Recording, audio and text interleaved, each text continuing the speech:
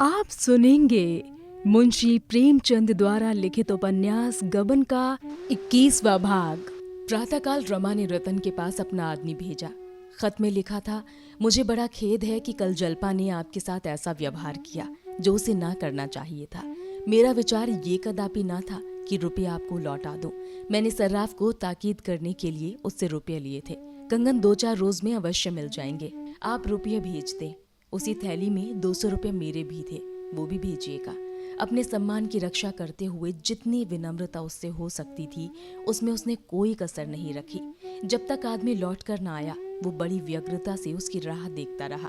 कभी सोचता कहीं बहाना ना कर दे, या घर पर मिले ही नहीं, या 2-4 दिन के बाद देने का वादा करे। सारा दारोमदार रतन के रुपये पर था। अगर रतन ने साफ जवाब दे दिया तो फिर सर्वनाश। उसकी कल्पना से ही रमा के प्राण सूखे जा रहे थे।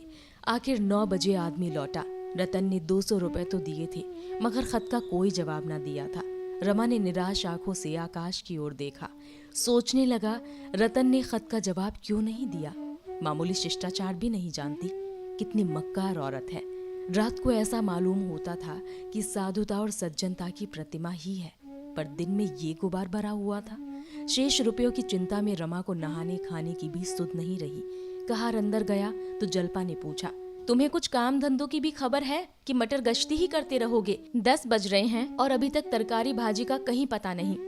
कहार ने त्योरियां बदल कर कहा, तो का 4 हाथ गौड़ कर लई। काम में से तो गवा रही बन बाबू मेम साहब के 30 रुपया लेबे को भेजन रहा। जल्पा, कौन मेम साहब? कहार, जोन मोटर पर चढ़कर आवत है। जल्पा, तो लाए रुपये? कहार, लाए काहे नाहिब, पृथ्वी के छोर पर तो राहत है, दौड़त दौड़त गौड़ पिराए लाग। जल्पा, अच्छा चटपट जाकर तरकारी लाओ। कहार तो उधर गया। रमा रुपये लिए हुए अंदर पहुंचा तो जल्पा ने कहा, तुमने अपने रुपये रतन के पास से मंगवा लिए ना, अब तो मुझसे ना लोगे? रमा ने उदासीन भाव से कहा, मत दो। जल्पा, मैंने कह दिया था रुपये दे दूंगी, तुम्हें इतनी जल्दी मंगाने की क्यों सूझी? समझी होगी इन्हें मेरा इतना भी विश्वास नहीं। रमा ने हताश होकर कहा, मैंने रुपये नहीं मांगे थे, केवल इतना लिख दिया था कि थैली में 200 रुपये ज्यादा हैं, उसने आप ही भेज दिए। जल्पा ने हंसकर कहा, मेरे रुपये बड़े भाग्यवान हैं, दिखाऊं? चुन चुन कर नए रुपये रखे हैं, सब इसी साल के हैं, चमाचम, देखो तो आंखें ठंडी हो जाएं। इतने में किसी ने नीचे से आवाज दी, बाबूजी, सेठ ने रुपये के लिए भेजा है। दयानाथ स्नान करने आ रहे थे। दयानाथ स्नान करने अंदर जा रहे थे। सेठ के प्यादे को देखकर पूछा, कौन सेठ, कैसे रुपये? मेरे यहाँ किसी के रुपये नहीं आते। प्यादा, छोटे बाबू ने कुछ माल लिया था, साल भर हो गए अभी तक 1 पैसा नहीं दिया। सेठ जी ने कहा है बात बिगड़ने पर रुपये दिए तो क्या दिए, आज को जरूर दिलवा दीजिए। दयानाथ ने रमा को पुकारा और बोले, देखो किस सेठ का आदमी आया है, इसका कुछ हिसाब बाकी है, साफ क्यों नहीं कर देते, कितना बाकी है इसका? रमा को जवाब न देने पाया था कि प्यादा बोल उठा, पूरे 700 हैं बाबूजी। दयानाथ की आंखें फैलकर मस्तक तक पहुंच गई। 700? क्यों जी, ये तो 700 कहता है। रमा ने टालने के इरादे से कहा, मुझे ठीक से मालूम नहीं।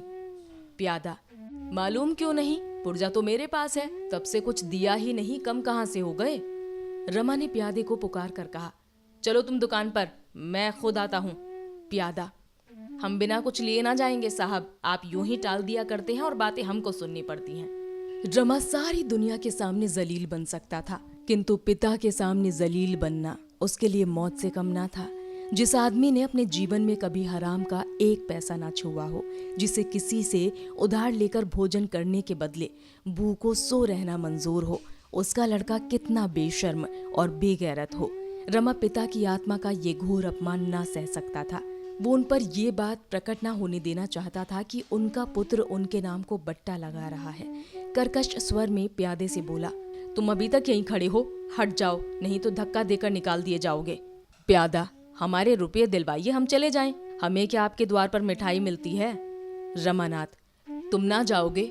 जाओ, लाला से कह देना नालिश कर दे। दयानाथ ने डांट कर कहा, क्या बेशर्मी की बातें करते हो जी, जब फिराह में रुपये ना थे तो चीज लाए ही क्यों, और लाए तो जैसे बने वैसे रुपया अदा करो, कह दिया नालिश कर दो। नालिश कर देगा तो कितनी आबरू रह जाएगी, इसका भी कुछ ख्याल है? सारे शहर में उंगलियां उठेगी, मगर तुम्हें इसकी क्या परवाह? तुमको ये सूझी क्या कि एक बार की इतनी बड़ी गठरी सिर पर लाद ली? कोई शादी ब्याह का अवसर होता तो एक बात भी थी। और वो औरत कैसी है जो पति को ऐसी बेहूदगी करते देखती है और मना नहीं करती? आखिर तुमने क्या सोचकर ये कर्ज लिया? तुम्हारी ऐसी कुछ बड़ी आमदनी तो नहीं है? रमा को पिता की ये डांट बहुत बुरी लग रही थी। उसके विचार में पिता को इस विषय में कुछ बोलने का अधिकार ही ना था।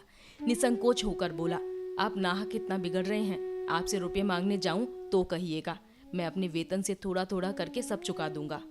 अपने मन में उसने कहा, ये तो आप ही की करनी का फल है, आप ही के पाप का प्रायश्चित कर रहा हूँ। प्यादे ने पिता और पुत्र में वाद विवाद होते देखा तो चुपके से अपनी राह ली। मुंशी जी भुनभुनाते हुए स्नान करने चले गए। रमा ऊपर गया तो उसके मुंह पर लज्जा और ग्लानि की फटकार बरस रही थी। जिस अपमान से बचने के लिए वो डाल डाल पात पात भागता फिरता था, वो हो ही गया। इस अपमान के सामने सरकारी रुपयों की फिक्र भी गायब हो गई। कर्ज लेने वाले बला के हिम्मती होते हैं। साधारण बुद्धि का मनुष्य ऐसी परिस्थितियों में पकड़कर घबरा उठता है, पर बैठक बाजों के माथे पर बल तक नहीं पड़ता। रमा अभी तक इस कला में दक्ष नहीं हुआ था। इस समय यदि यमदूत उसके प्राण हरने आता तो वो आंखों से दौड़कर उसका स्वागत करता। कैसे क्या होगा, ये शब्द उसके एक एक रोम से निकल रहा था। कैसे क्या होगा, इससे अधिक वो इस समस्या की और व्याख्या न कर सकता था। यही प्रश्न एक सर्वव्यापी पिशाच की भांति उसे घूरता दिखाई देता था।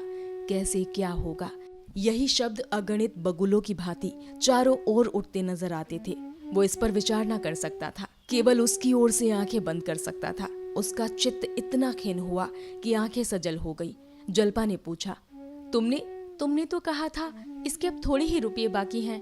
रमा ने सिर झुकाकर कहा, ये दुष्ट झूठ बोल रहा था, मैंने कुछ रुपये दिए हैं। जल्पा, दिए होते तो कोई रुपयों का तकाजा क्यों करता? जब तुम्हारी आमदनी इतनी कम थी तो गहने लाए ही क्यों? मैंने तो कभी जिद ना की थी, और मान लो मैं 2-4 बार कहती भी तो तुम्हें समझ बूझ कर काम करना चाहिए था। अपने साथ मुझे भी 4 बातें सुनवा दी। आदमी सारी दुनिया से पर्दा रखता है, लेकिन अपनी स्त्री से पर्दा नहीं रखता। तुम मुझसे भी पर्दा रखते हो। अगर मैं जानती तुम्हारी आमदनी इतनी थोड़ी है तो मुझे क्या ऐसा शौक चढ़ा था कि मोहल्ले भर की स्त्रियों को तांगे पर बैठा बैठा कर सैर कराने ले जाती। अधिक से अधिक यही तो होता कि कभी कभी चित्त दुखी हो जाता, पर ये तकाजे तो न सहने पड़ते। कहीं नालिश कर दे तो 700 के 1000 हो जाएं। मैं क्या जानती थी कि तुम मुझसे ये छल कर रहे हो? कोई वैश्या तो थी नहीं कि तुम्हें नोच खसोट कर अपना घर भरना मेरा काम होता। मैं तो भले बुरे दिनों की ही साथिन हूँ। भले में तुम चाहे मेरी बात मत पूछो, बुरे में तो मैं तुम्हारे गले पड़ूंगी ही।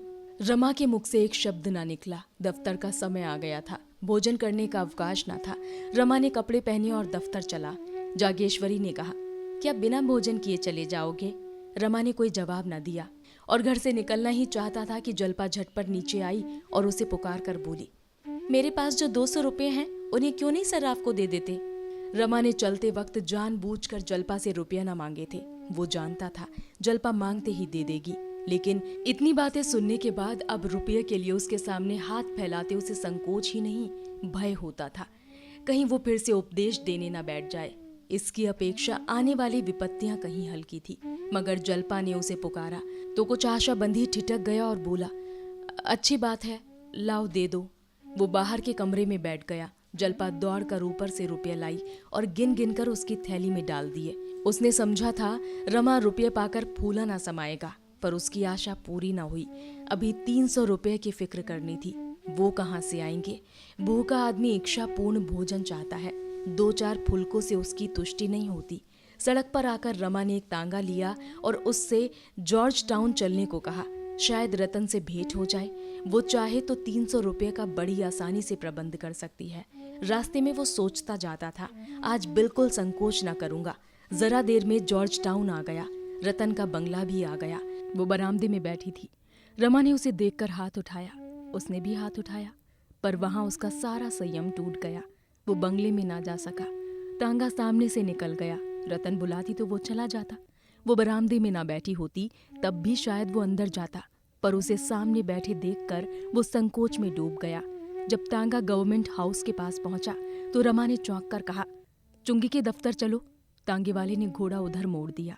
11 बजते बजते रमा दफ्तर पहुंचा। उसका चेहरा उतरा हुआ था, छाती धड़क रही थी। बड़े बाबू ने जरूर पूछा होगा, जाते ही बुलाएंगे। दफ्तर में जरा भी रियायत नहीं करते। तांगे से उतरते ही उसने पहले अपने कमरे की तरफ निगाह डाली। देखा कई आदमी खड़े उसकी राह देख रहे थे। वो उधर न जाकर रमेश बाबू के कमरे की ओर गया। रमेश बाबू ने पूछा, तुम अब तक कहाँ थे जी? खजांची साहब तुम्हें खोजते फिरते हैं। चपरासी मिला था? रमा ने अटकते हुए कहा, मैं घर पर ना था, जरा वकील साहब की तरफ चला गया था। एक बड़ी मुसीबत में फंस गया हूँ। रमेश, कैसी मुसीबत? घर पर तो कुशल है? रमानाथ, जी हाँ, घर पर तो कुशल है। कल शाम को यहाँ काम बहुत था। मैं उनमें ऐसा फंसा कि वक्त की कुछ खबर ही ना रही। जब काम खत्म करके उठा तो खजांची साहब चले गए थे। मेरे पास आमदनी के 800 रुपये थे। सोचने लगा इसे कहाँ रखूं। मेरे कमरे में कोई संदूक है नहीं। यही निश्चय किया कि साथ लेता जाऊं। 500 रुपये नगद थे, वो तो मैंने थैली में रखे। 300 रुपये के नोट जेब में रख लिए और घर चला। चौक में 1-2 चीजें लेनी थी। उधर से होता हुआ घर पहुंचा तो नोट गायब थे। रमेश बाबू ने आंखें गाड़ कर कहा, 300 के नोट गायब हो गए? रमानाथ, जी हाँ, कोट के ऊपर की जेब में थे, किसी ने निकाल लिए। रमेश, और तुमको मारकर थैली नहीं छीन ली? रमानाथ, क्या बताऊं बाबूजी, तब से चित्त की जो दशा हो रही है वो बयान नहीं कर सकता। तब से अब तक इसी फिक्र में दौड़ रहा हूँ, कोई बंदोबस्त ना हो सका। रमेश, अपने पिता से तो कहा ही ना होगा? रमानाथ, उनका स्वभाव तो आप जानते हैं, रुपये तो ना देते, उल्टी डांट सुनाते। रमेश, तो फिर क्या फिक्र करोगे? रमानाथ, आज शाम तक कोई ना कोई फिक्र करूंगा ही। रमेश ने कठोर भाव धारण करके कहा, तो फिर करो ना। इतनी लापरवाही तुमसे हुई कैसे, ये मेरी समझ में नहीं आता। मेरी जेब से तो आज तक 1 पैसा ना गिरा। आंखें बंद करके रास्ता चलते हो या नशे में थे, मुझे तुम्हारी बात पर विश्वास नहीं आता। सच सच बतला दो, कहीं अनाप शनाप तो नहीं खर्च कर डाले? उस दिन तुमने मुझसे रुपये क्यों मांगे थे? रमा का चेहरा पीला पड़ गया। कहीं कलई तो ना खुल जाएगी। बात बनाकर बोला, क्या सरकारी रुपया खर्च कर डालूंगा? उस दिन तो आपसे रुपये इसलिए मांगे थे कि बाबूजी को एक जरूरत आ पड़ी थी। घर में रुपये ना थे। आपका खत मैंने उन्हें सुना दिया था। बहुत हंसे। दूसरा इंतजाम कर लिया। इन नोटों के गायब होने का तो मुझे खुद ही आश्चर्य है। रमेश, तुम्हें अपने पिताजी से मांगते संकोच होता है तो मैं खत लिखकर मंगवा लूं? रमा ने कानों पर हाथ रखकर कहा, नहीं बाबूजी, ईश्वर के लिए ऐसा ना कीजिएगा। ऐसी ही इच्छा हो तो मुझे गोली मार दीजिए। रमेश ने एक क्षण तक कुछ सोचकर कहा, तुम्हें विश्वास है शाम तक रुपये मिल जाएंगे? रमानाथ, हाँ, आशा तो है। रमेश, तो इस थैली के रुपये जमा कर दो। मगर देखो भाई, मैं साफ साफ कहे देता हूँ, अगर कल 10 बजे रुपये ना लाए तो मेरा दोष नहीं। कायदा तो यही कहता है कि मैं इसी वक्त तुम्हें पुलिस के हवाले करूं, मगर तुम अभी लड़के हो, इसीलिए क्षमा करता हूं। वरना तुम्हें मालूम है, मैं सरकारी काम में किसी प्रकार की मरोवत नहीं करता। अगर तुम्हारी जगह मेरा छोटा भाई या बेटा होता तो मैं उसके साथ भी यही सलूक करता, बल्कि शायद इससे सख्त। तुम्हारे साथ तो मैं फिर भी बड़ी नरमी कर रहा हूँ। मेरे पास रुपए होते तो तुम्हें दे देता, लेकिन मेरी हालत तुम जानते हो। हाँ, किसी का कर्ज नहीं रखता, ना किसी को कर्ज देता हूँ, ना किसी से लेता हूँ। कल रुपया ना आए तो बुरा होगा। मेरी दोस्ती भी तुम्हें पुलिस के पंजे से ना बचा सकेगी। मेरी दोस्ती ने आज अपना हक अदा कर दिया, वरना इस वक्त तुम्हारे हाथों में हथकड़ियां होती। हथकड़ियां? ये शब्द तीर की भांति रमा की छाती में लगा। वो सिर से पांव तक कांप उठा। उस विपत्ति की कल्पना करके उसकी आंखें डबडबाई। वो धीरे धीरे सिर झुकाए सजा पाए हुए कैदी की भांति जाकर अपनी कुर्सी पर बैठ गया। पर ये भयंकर शब्द बीच बीच में उसके हृदय में गूंज जाता था। आकाश पर काली घटाएं छाई थी। सूर्य का कहीं पता ना था। क्या वो भी इस घटा रूपी कारागार में बंद है? क्या उसके हाथों में भी हथकड़ियां हैं? तो ये था मुंशी प्रेमचंद द्वारा लिखित उपन्यास गबन का 21वां भाग। कहानी की और भाग सुनने के लिए हमारे साथ बने रहिए, और अगर आपको हमारी कहानियां पसंद आती हैं तो हमारे चैनल को लाइक, शेयर, सब्सक्राइब करना ना भूलें और सुनते रहें स्टोरियन लफ्जों के हमसफर।